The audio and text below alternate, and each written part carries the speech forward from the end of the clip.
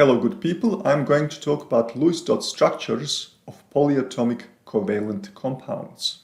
So far, I have been exploring only the Lewis dot structures of diatomic covalent compounds. Diatomic compounds, or diatomic molecules, are made up of only two atoms. For example, HCl, H2, O2, SO, and N2. Right now, I want to explore polyatomic molecules. The prefix poly stands for many. So when I say a polyatomic molecule, I mean a molecule that contains many atoms. Any molecule that contains more than two atoms is considered to be a polyatomic molecule. So here I have listed 5 polyatomic covalent compounds: H2O, CO2, NH3, BH3, and HCN. Each molecular formula is associated with a particular molecular name. I will leave that horror for another video. Right now, I want to explore the connectivity of the atoms within these molecules. In other words, I want to explore their structure. And this means using the Lewis dot structures. I'm going to use the same steps I used to explore the Lewis dot structures of diatomic molecules. I'm going to begin with H2O. I have written the atomic symbols for the atoms that make up the molecule, and I have also drawn in the valence electrons. In most cases, it is a good practice to write the atom that you have least of in the middle. So in case of H2O, I have 2 hydrogens and a single oxygen. I have placed the oxygen in the middle. Based on the unpaired valence electrons, each hydrogen wants to form one bond and the oxygen wants to form 2 bonds. And so the single valence electrons of oxygen will pair up with the valence electron of hydrogen. Let me tidy up.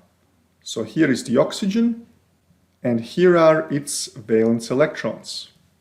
And now I'm going to bring in the hydrogens with their valence electrons. So here they are.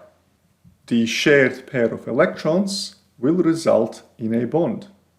Recall that each pair of shared electrons can be represented by a line.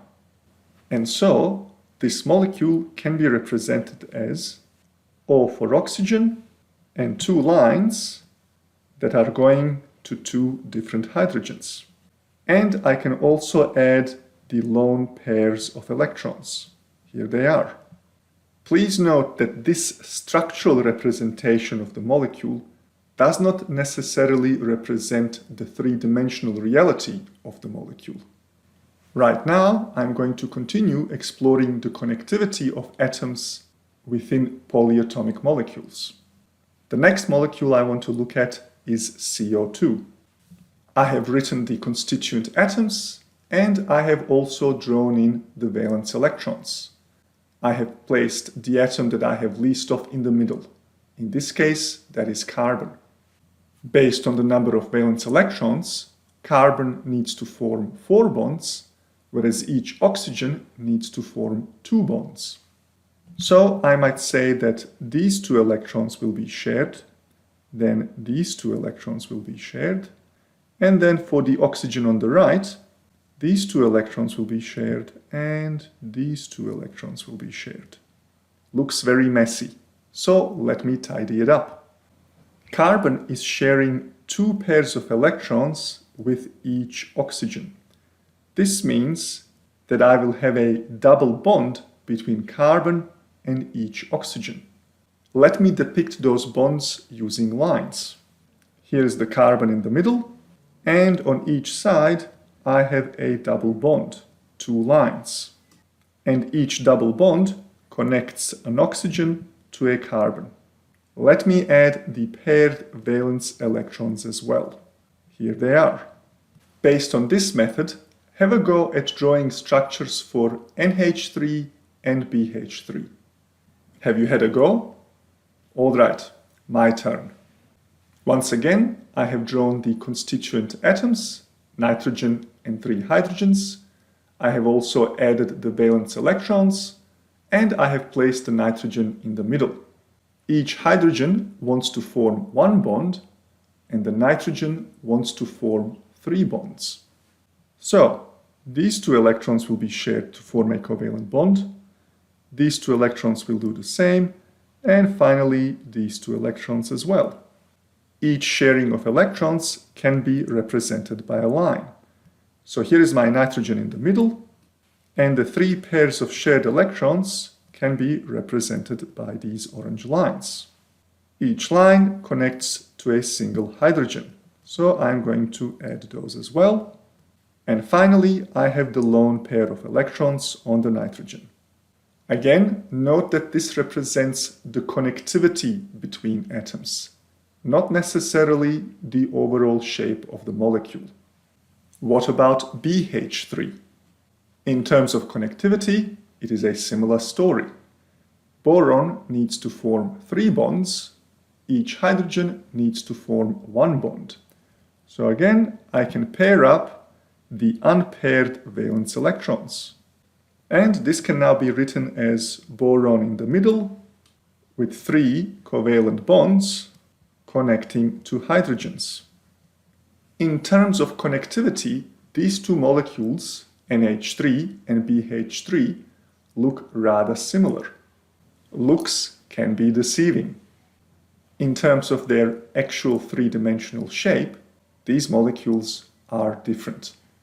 Let's explore the last example, HCN.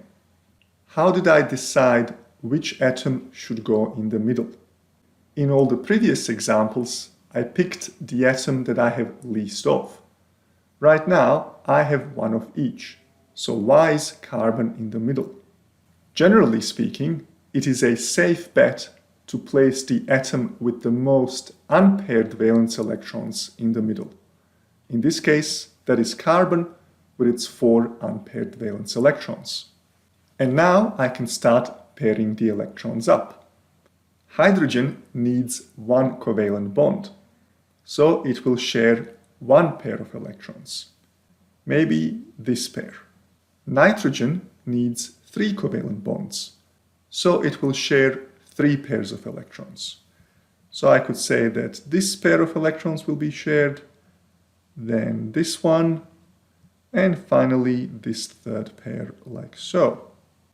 Again, this looks a little bit messy, so let me replace these shared electrons with lines. Here is the carbon in the middle. It shares 1 pair of electrons with the hydrogen, and it shares 3 pairs of electrons with the nitrogen. The nitrogen has a lone pair of electrons, so I'm going to draw those in. In summary, when it comes to drawing the Lewis dot structures of polyatomic covalent compounds, we follow the same rules as for the diatomic molecules. The structures that I have drawn so far tell us something about the connectivity between the atoms.